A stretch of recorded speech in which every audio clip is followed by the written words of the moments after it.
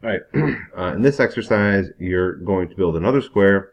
This one's a little bit trickier than the first one because on the first square, you could grab it by the center or one of the vertices to move it around. That was a little easier to build. In this one, you're going to build a square where you're going to be able to grab the endpoints of one side of the square and move it around from there. So it's a little bit trickier to do. Essentially, what we have to do is build perpendicular bisectors that cut through this segment at its ends. So we have to sort of create a segment where A is the center. That's what we're about to do right now. And then we'll create a second segment where B is the center, and then we'll construct that perpendicular bisector for each of those segments. So right now we're constructing the perpendicular bisector for segment CB. So you see me drawing the two big circles. We're going to mark their points of intersection using, let's see which tool we're going to use. Oh, we're just going to use the line tool. Okay. Oh, except that doesn't work. So I'm going to do it again. There we go. So there's the perpendicular bisector for segment CB. So that passes through point A. And then I'm going to do some hiding here because this thing would get really messy if I didn't hide some of these circles. All right. Now I'm going to create a second circle that has center B, passes through point A. So now I can make a segment that has B at the center by marking point F over there. So now AF has B at the center. We'll construct the perpendicular bisector of AF, and that will pass through point B. So just like we did before, two circles, going to mark their points of intersection. We've got G and H. We're going to draw a line, passes through G and H. And there we go. There's the second or third side of our square. Now you can see the two, well, we're going to hide the big circles again. Now the two smaller circles, I left those there because, oh, except I took them away and then realized that I wanted them back. So, okay. Because the place where the two lines cut through those, where our two perpendicular bisectors cut through those circles, they intersect those circles, those are the points where the fourth side of the square has its endpoints. The endpoints of the fourth side are right there. So if we do it right here, now we have our square. All four sides are the same length. We have four right angles. So let's take a look. Hide this.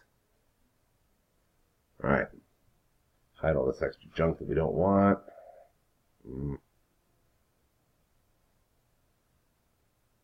Okay, hide point C. Go away, go away. Okay. All right. And then, let's see. I forget. What was I doing here? Nope, you're going to have to figure it out. But essentially, oh yeah, the thing is that this line tool creates a line and a segment at the same time. The line's like a dotted line behind the segment, so you have to delete them separately. Okay. There we go. We finally whittled it down to just what we want. Remember, if you mess something up, you can always use the undo button to go back a step. So take your time, play around with it, you'll figure it out. Now I've got our square. I can grab the two endpoints of one side, side AB, grab point A or point B, and I can drag it around, make it bigger or smaller. Now I'm going to mark the four angles. Okay. And there we go. Now I have four right angles. Now we're going to go ahead and mark the side lengths.